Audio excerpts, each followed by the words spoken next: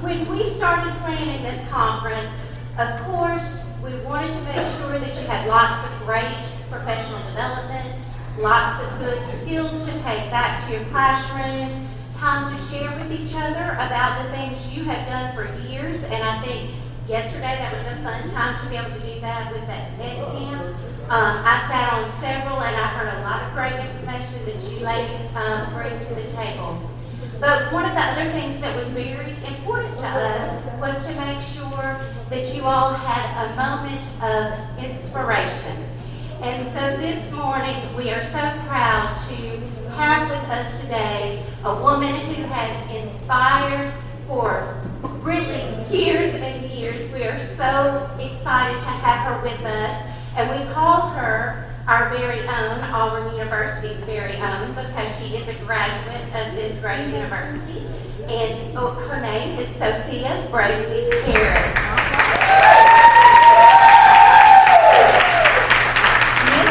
Ms. Harris has been described as a warrior for children by Equal Voice News. Ms. Harris has given more than 40 years of distinguished service to the fight to improve the accessibility of childcare for children of color and further leadership and economic development in marginalized communities by equipping and organizing them to advocate for themselves. Harris's passion for equipping others to transform their lives has been recognized by numerous prestigious awards. She is the recipient of the Rockefeller Public Service Award, the Mother Jones Hero for Hard Times Award, the, let me go to this is a very good one, the John D. and Catherine T. MacArthur Foundation's Genius Award, come on now, I love it. The Children's Defense Fund Outstanding Advocate for Children Award, and also for the university, she was recognized as a Distinguished Black Alumnus Award for Auburn University Alumni Association. So she and her work have been featured in numerous publications and on national platforms. We are so pleased and proud to have her in the house today. Please welcome Sophia Bracy Harris.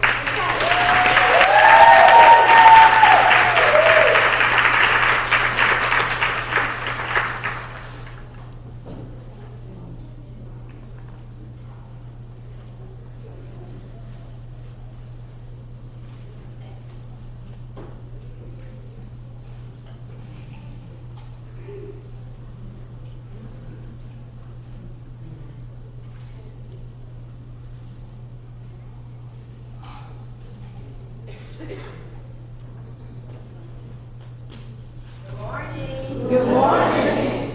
What? Good morning. Wow. I want you all to know that for me, it's a blessing to be here. I've had some illness and some issues, and I'm not. This is one of the very few opportunities I've taken to come in person, as opposed to virtual. So thank you, Dr. Phillips, and Caroline, for all of that graciousness and helping me, hopefully, as we all try to help ourselves in this pandemic, because I'm sure some of us, and probably very few of us, can say we have not lost someone dear to us here in the last couple of years. But I'm delighted to be a part of your celebration here. You're coming together. I got a little taste of last night. Oh, y'all know how to have fun. That was wonderful as well. Before I get into my remarks, I do want to acknowledge Dr. Phillips. It's great to be connected with you, and I saw Samuel that I'd known years ago, and my dear friend showed up, and roommate Coxdon, Cynthia Stinson, over at Coxdon. We were roommates over there, and she drove up from Montgomery this morning just to be here and support.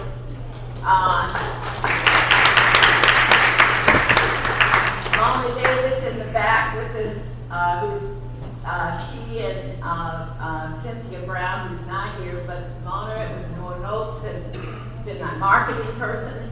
If you look at this book design that you have in your bag, credit her because she is wonderful with that. And she came up early this morning so that she could actually record a bit of the proceedings this morning. So I want to acknowledge you.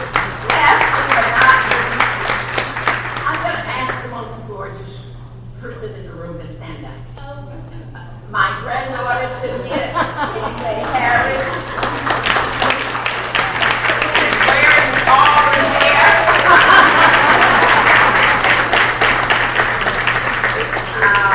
Boy, she was such a help yesterday as we were getting things and trying to find our way into this beautiful place that I would have been so confused to turn around had I come by myself. So I'm grateful for her. I want to just again acknowledge that it's really quite a treat, but unbelievable that 50 years ago, with just a difference of a couple of weeks, I was receiving my degree in Family and Child Development from the Department of Food Science that has changed its name a bit. I could not have imagined being here at any point in time, standing before you, representing and speaking to this body and this university. But God has a plan for us. I'm so grateful that that plan has brought me here. I've heard about your work here in years. Some of you I know and have known for quite a while because I left the university in 1972 in May, became an intern in June, and that work was to help a group of people who were concerned about a law that had been passed in Alabama that impacted who would care for their young children. And my job was to help organize and create and build that organization of voices who were basically like you, child care providers. Some of them were center care, some were home, some were group, and some were relative. And those names were evolved as we went into years. But what they knew down there in January of 1972 at Tabernacle Baptist Church, on the heels of the desegregation of schools, many of the teachers in that room were no longer teaching at formerly segregated black schools, as some of them had been combined. What they were concerned about was what was the message and who was going to care for their 1 year, 2 year, 3-year-olds who at that point really did not know enough to know what was happening to them. And I was called the little girl. And I was just as nervous and scared as I could be, because here were these seasoned, devoted, dedicated persons that looked like my mentors and my teachers and my mothers and my Sunday school teachers and the people in my community saying, we need help. And I'm just so thankful that there were some mentors and supporters, probably like you're getting, from the partnerships program now, to assemble and bring folk together and say, you have a voice and you can make a difference. I'm also honored that the recent published book of mine, Finding My Own Way, that you have in your conference packet. I hope you will read, and I hope that you will find it in your work. Giving a bit of context around what I'm going to share with you in this period of time that I have, I will read 2 paragraphs from that book, Finding My Own Way. And this is in the chapter called The Power of Love. And I will say, it's the final chapter of my memoir. The name came from my granddaughter. We were headed to a devotional. And I said to Mia, the theme of the devotional is the power of love. What is your concept of what that is? And she said to me, Grandma, I think it's the relationship that you have with Aunt Marty and Uncle Joe. And what she was referring to was a relationship with a white Jewish woman whose family had escaped the Holocaust, who met her conservative McSherry Towns, Pennsylvania, white husband, who both of them came together at Howard University and became attorneys. And I met that sister in 2009, a year after I lost my husband. And every morning as we looked out, there was a Quayle family. It was a Quayle family of 8. The father, the mother, and the baby Quayles. As they trotted across the lawn, I would cry. And you know, because it reminded me of the brokenness of my family with my husband having just lost him a year earlier. And Marty said to me, Sophia, what's in your head? It seems to me you have lots of stories up there. And I said to her, yes, I have wanted to capture some of the stories I have. She said, well, I tell you what, identify how many stories you can think of that you want to write about. And whatever you write, I'll read and be a mirror to you, not a hammer. There were 27 stories. And the first one that I wrote was about my granddaughter meeting a young girl in the Wendy's grocery store, running up to her. The girl was about 6 years old, she was 6 years old, and the next thing I know, she had her arms around her, and they were talking about the tutu, little tutu outfit. And the parents were kind of looking on and going, what? Because there was a white family. And I thought, never in my life could I have imagined at 6 years of age going up to a white girl with her white parents and putting my arms around her and start to talk about what I was wearing or what she had to wear. That was my first story. So I'm going to read this paragraph because this was the chapter that I had devoted to the relationship that transpired for 10 years in the process of my coming to wholeness. I will acknowledge I'm still on that path. I'm still learning and I'm still growing. I'll be 73 in a couple of months, but I want you to know I am still growing as a person.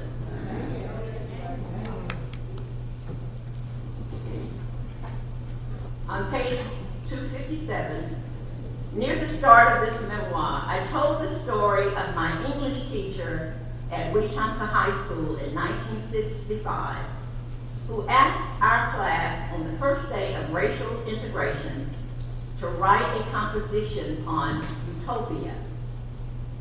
I talked about the ridicule that followed when I had to say I didn't understand the assignment. That incident set in motion insecurities about my writing that lasted for most of my life. In writing my memoir, I have tried to rid myself of this feeling of inadequacy. Once and for all, what I have learned about my utopia in my life's journey may be uncommon, but it fits. Having reached the age of 70, that's what I was at the time I was writing this, I see clearly how I once let other people value or devalue my worth on this planet. I also see ways in which I have soared far beyond what most people would have expected to be my lot. I want to encourage young people to seek their own personal utopia and do all they can to live the changes they want to see in the world. You have in your hand precious God-given beings.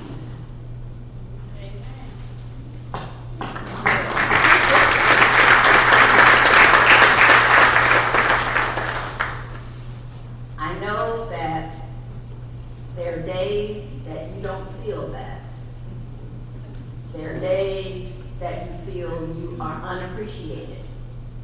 There are days that there are people imposing their will, whether it's from the state, whether it's from your partnership, whether it's from the parents, whether it's from your family, whether it's from all of the demands, so you got other family members that you got to deal with too outside of your immediate one. There are just days that you do not have the strength and the energy to go on. I'm here to say to you that God sees you, and God knows what it is that you are doing.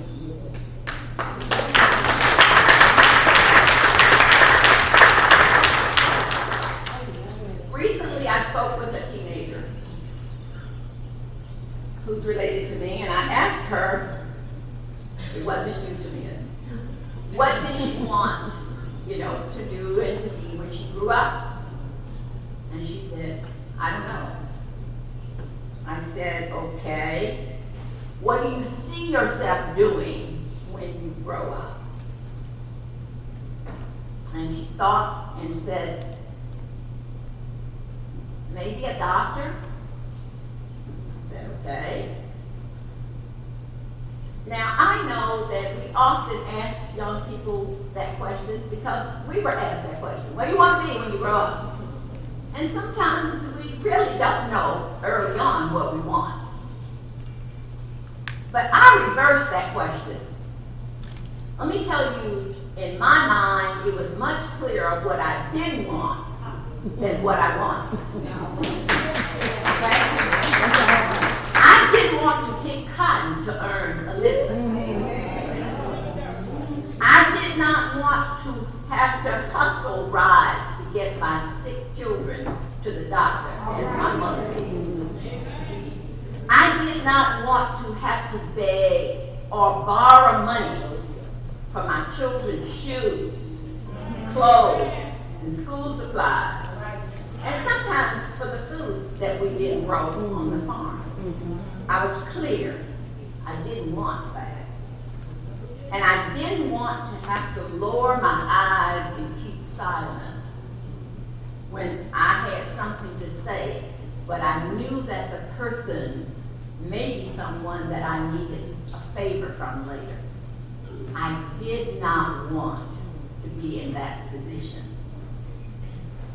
And I have to say that I don't know, I wasn't that conscious of what I wanted to be. I first said I wanted to be a nurse, and then I thought I wanted to be a social worker. My roommate, that's exactly what she did. She went on.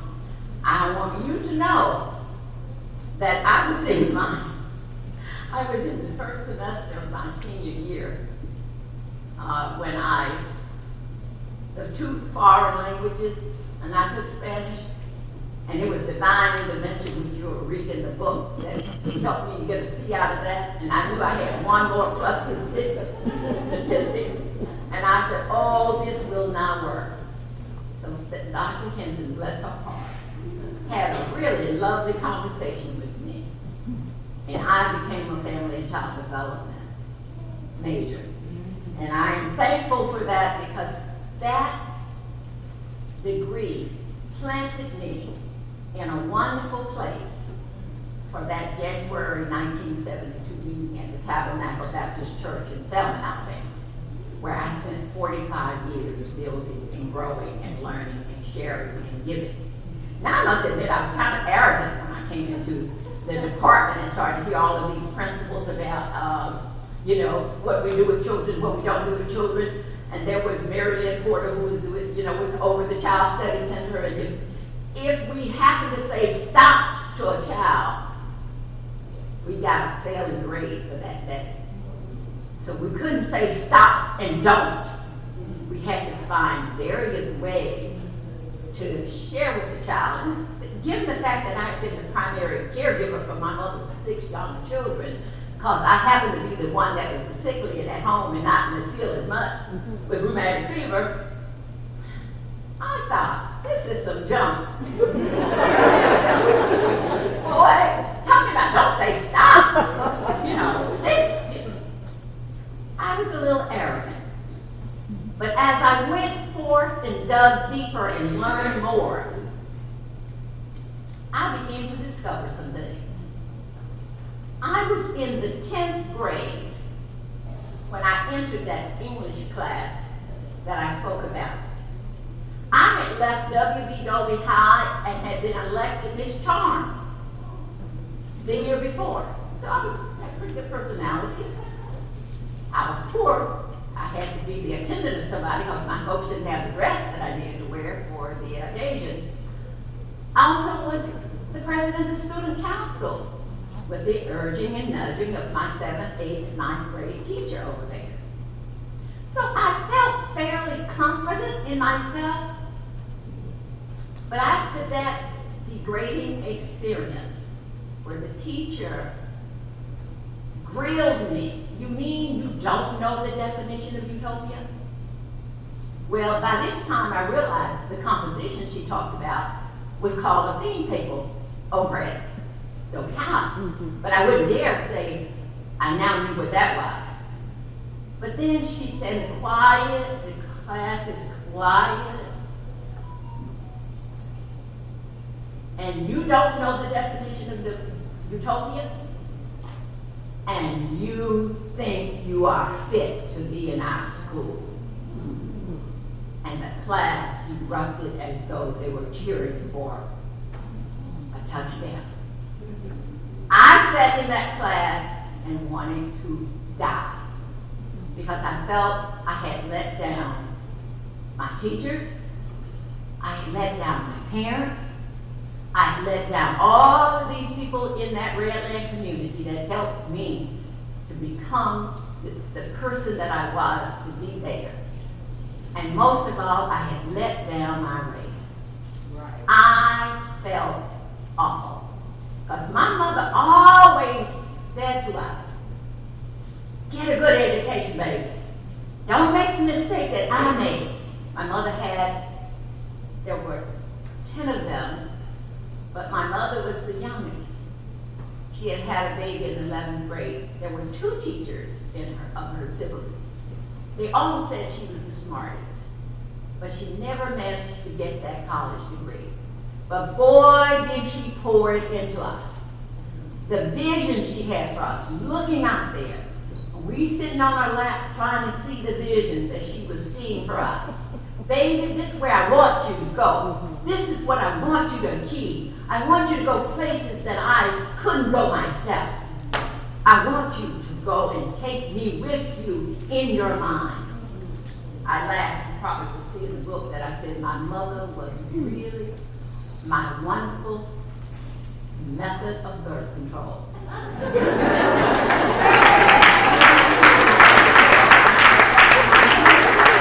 Every time I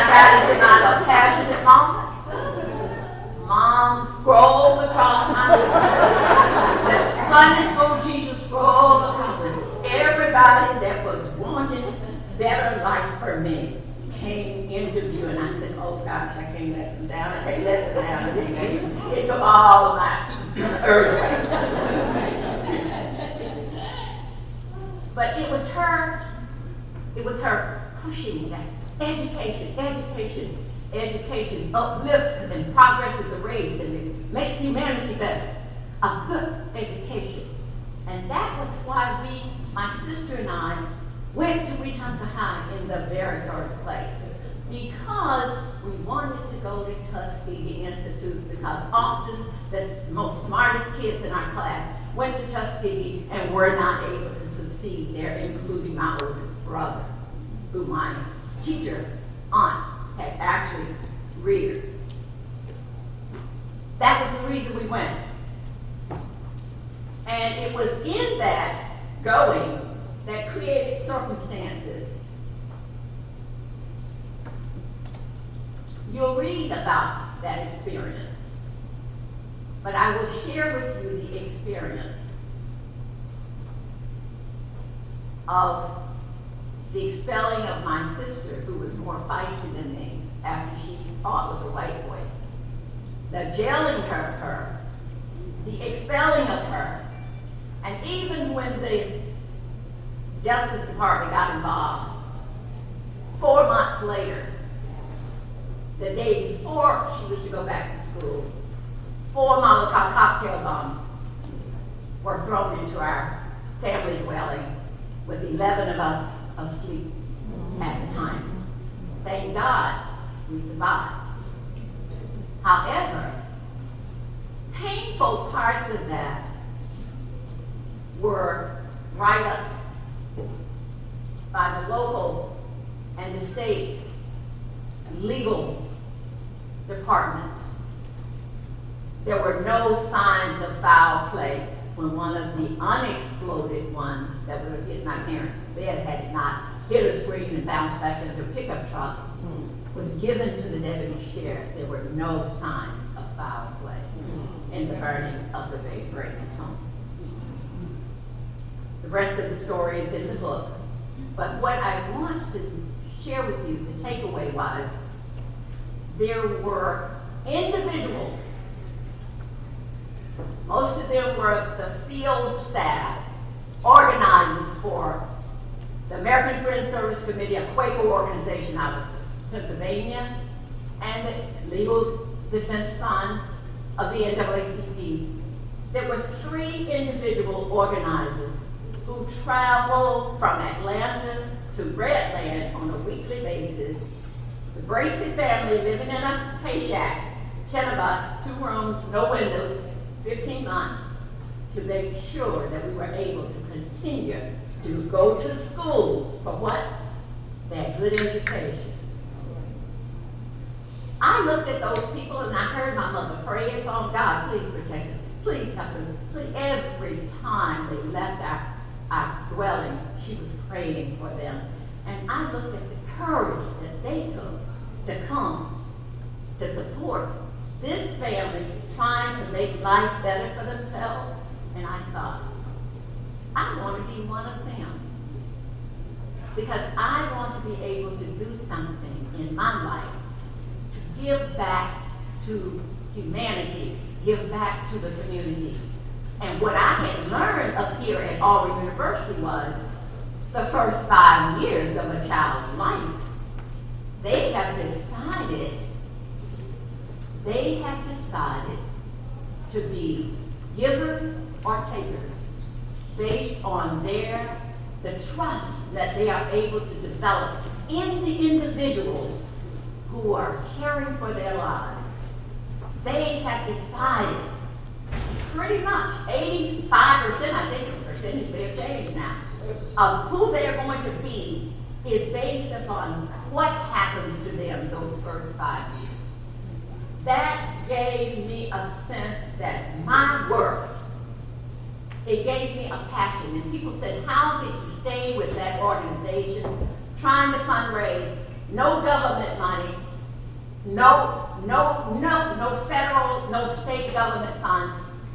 One good old sister, you'll hear about her in the book, said to me when the board was pushing closely to accepting state dollars, David, you can't have one hand in the alligator's mouth and hitting them on the head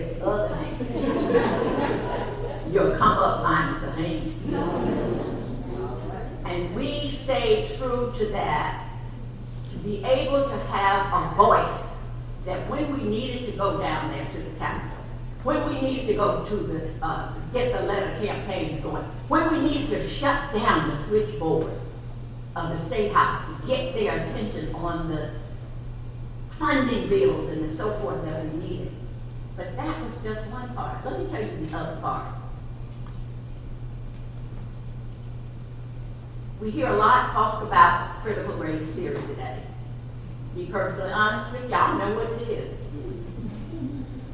Because somebody may say my book is critical race theory. But let me tell you what it is. What my story is. I was born here in America.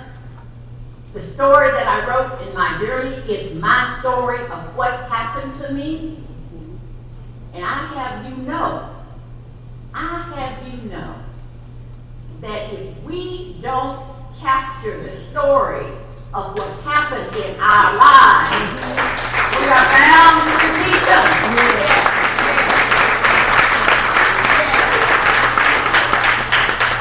William Shakespeare said that in his display, you know. The past is prologue to the future. You know what prologue is? The front part of this book that gives you an idea of what's going to happen in the book. If we don't have a sense of our past, we will not be able to see what is happening in our present to bring us to a future that takes us back to where we have been. And I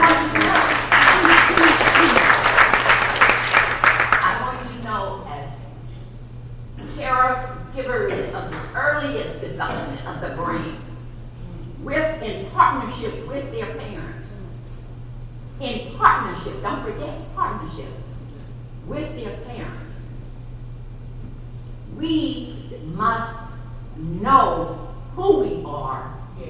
We must know where we've been, where we want to go, and what I need to help me get there.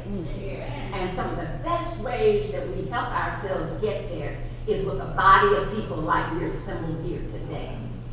That's how Focal was able to achieve many of the things he achieved. Because people came from those rural communities of Wilcox, Bay Minette, Union Springs, and they were afraid that when they were down there at the State House, somebody was going to show up from the state and just happened to go through their files because somebody had told them that they were down at the Capitol.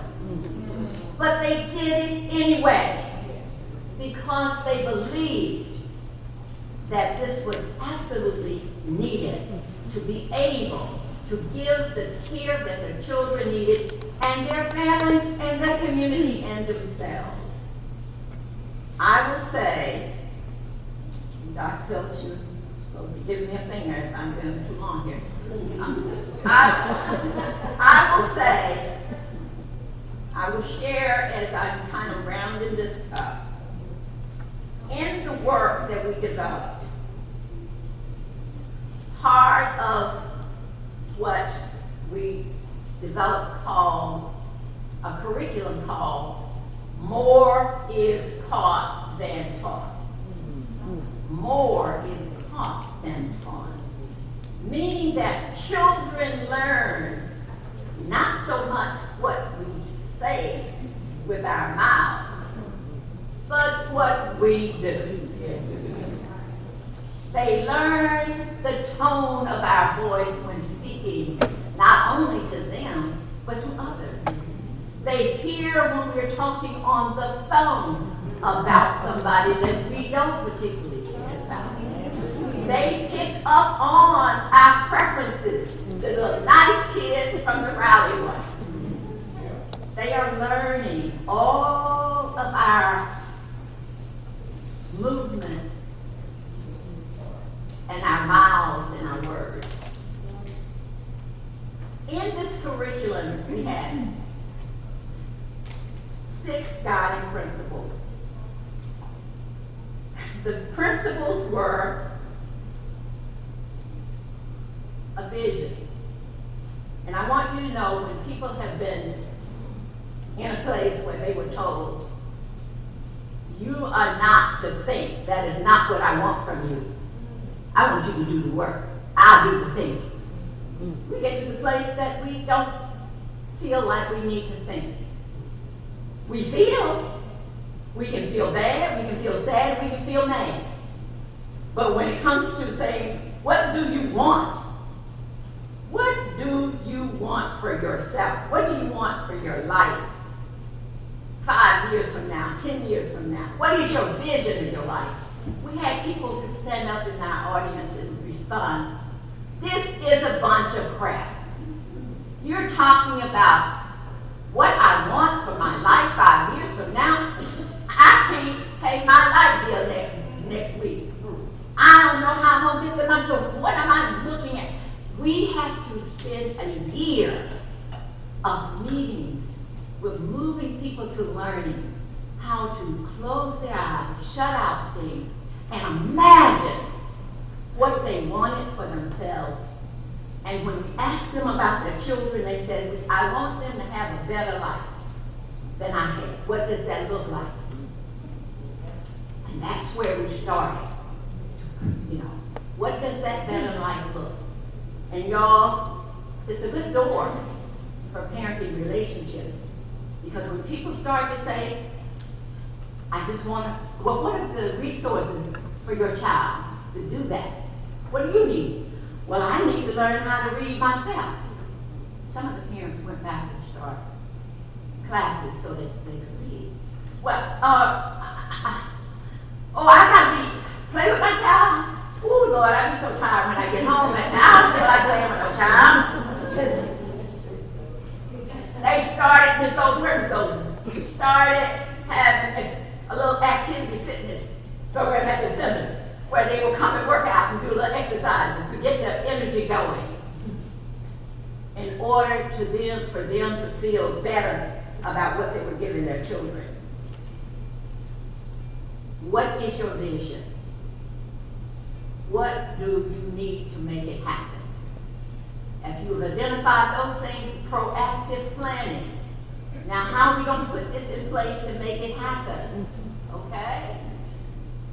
We're good at complaining. We're good at talking about what they didn't do. Okay, let's put a plan in there so we're not just reacting to what somebody else did versus what we need to do.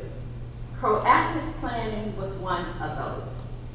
Vision, taking responsibility, ownership, proactive planning, moral and ethical principles, y'all. Moral and ethical principles. We know the difference between right and wrong. How can we teach civility? How can we teach honesty? How can we teach children to respect each other when the airways are filled with people who are ripping each other apart, talking down? They got these instruments in their hands where they can see on TikTok and every kind of talk. You know?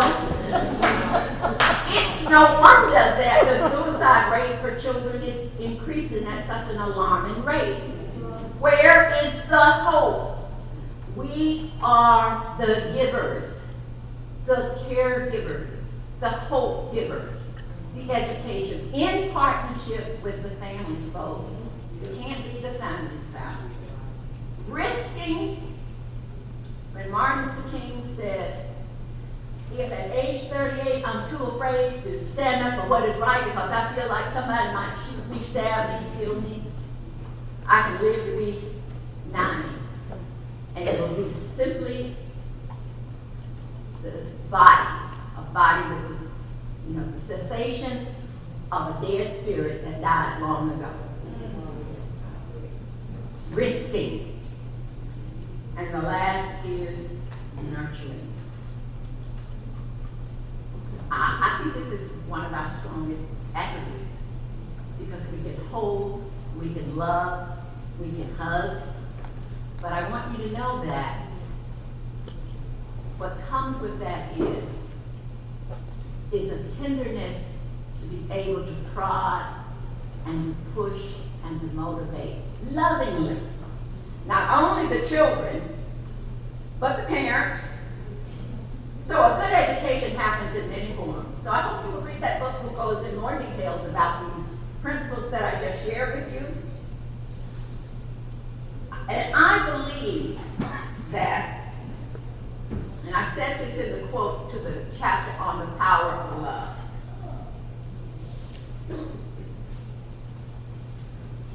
I believe that the purpose, the God-given purpose that we have, all of us as adults, but particularly those of us who are there with the children as much as we are,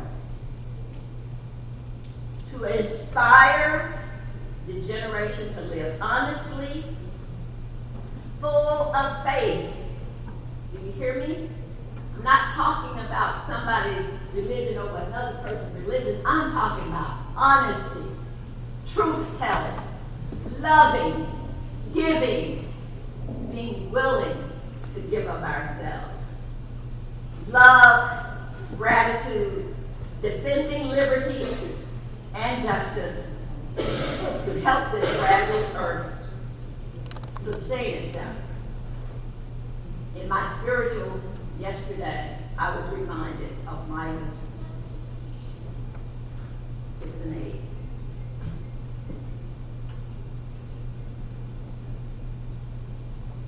To act justly, love mercy, and walk humbly with God. God bless you. I